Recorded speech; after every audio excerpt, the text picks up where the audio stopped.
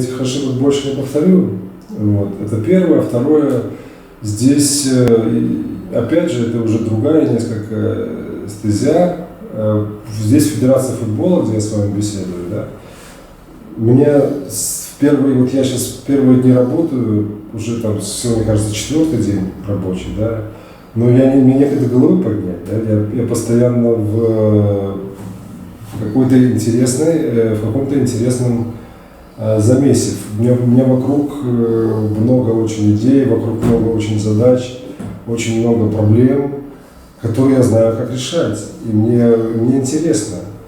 Мне это интересно. Если бы я сюда пришел просто отбывать номер, да, если бы я сюда пришел стать чиновником, то, поверьте, для меня это было бы противоестественно, да, то есть я бы здесь не высидел и дня.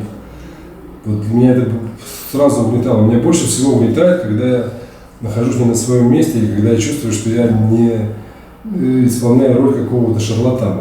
Когда Сергей Николаевич, Румус, я имею в виду, когда Сергей Николаевич Румус, так сказать, ситуативно обрисовал задачи, которые будут стоять передо мной, и я это прикинул, взял на себя, то мне показалось, что в модели, когда мне дадут, так сказать, автономию, а автономию дали, в принципе, мне верят и на мою инициативу полагаются, и меня уважают, то в этом случае у меня может получиться. И уже сейчас у меня очень большие коммуникации с неформальными, совершенно неформальными объединениями,